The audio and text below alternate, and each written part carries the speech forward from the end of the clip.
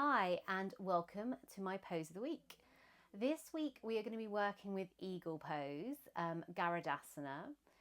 So eagle pose is a balancing posture, so there's lots of great strength work for the legs. There's a compression and then a release as we unwrap. There is, I find, a lovely stretch across the back of the shoulders, so really good to counteract too much computer time, that sort of aching at the back of the shoulders. It's a posture that's we cross over a lot, so it can be a little bit confusing to get into. And because we end up quite wrapped up, it can be quite hard to figure out exactly what we're doing. So I'm going to give you some detailed cues to try and help you find your way in, where you can try to find your alignment rather than kind of throw yourself in and then get a little bit wobbly. So let's get started. I'm going to show you this starting from the front, and then I'm going to show you it from the side.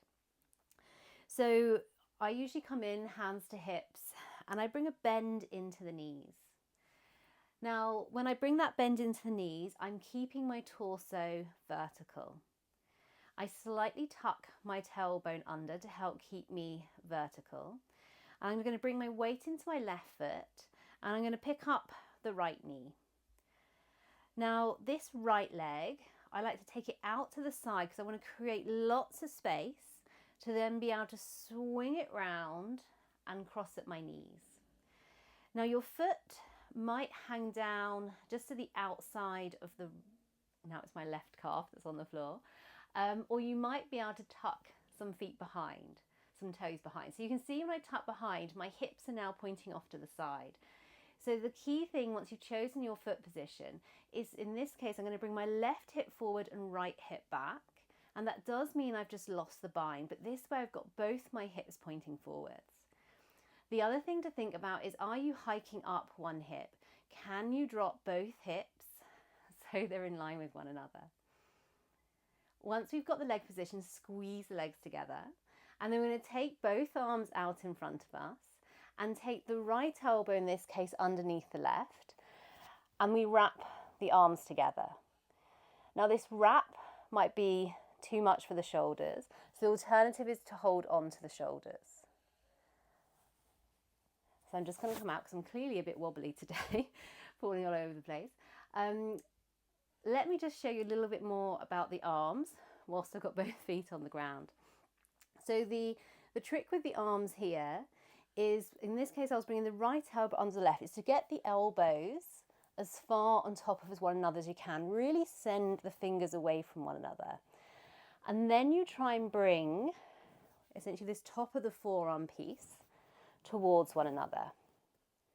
And I'll just turn to the side here to show you the side with the arms. So from here, I'm going to take the hand that's on the elbows further away from my face towards my nose. And then I'm trying to take this little fingers, the first two fingers on the hand that's nearest the face, and hook them onto the pad of the thumb of the other hand. And then I would take my hand away from my nose. I use that as a little guide. And then once I've found that wrap with the hands, I'm then going to lift my elbows up to shoulder height. Now for some people, bringing the back of the hands together rather than wrapping them round is plenty. And this is definitely one where restrictions in the shoulders will prevent you getting that wrap. So do take one elbow on top of the other and hold on to the backs of the shoulders. Now, if you take that option, you really need to send your elbows forward to find that stretch in the upper back. So there's a little demo with what we're doing with the arms. So we'll come back into this posture again. I'm going to take myself round to show you the side view. So I'm going to come back in, sinking down into the hips, that slight tuck of the tailbone, so I'm nice and long through the spine. And this time I'm going to take my left leg up. I'm taking the knee out to the side and I'm wrapping it round. And I'm tucking the toes just to the inside of that calf. Right hip in this case is going to come forward, left hip back. So both of my hips are pointing forwards and one hip is not lifting up higher than the other. Then I'm going to come in to those Garudasana arms. So this time it's going to be left elbow under right, and I'm wrapping my arms and I'm seeing if I can get my elbows to shoulder height. Now the key thing here is that my torso is vertical.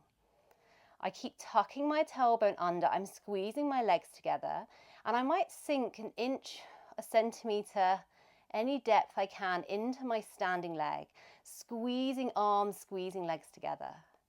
What I'm not doing here is sticking out my bottom and bringing myself forward. I want to keep the torso vertical, tuck the tailbone under, and lift through the crown of the head. It is tricky, it is hard to balance, but there's this point when you find that alignment, you find that center of gravity where you keep breathing, you pick your one point to focus on, and you try to surrender into it rather than fighting to hold the balance. And it's absolutely fine to fall out, start again, and come back in.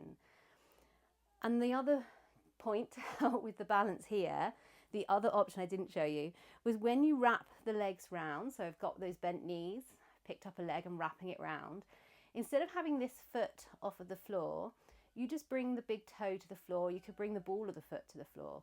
So I've still got all the wrap.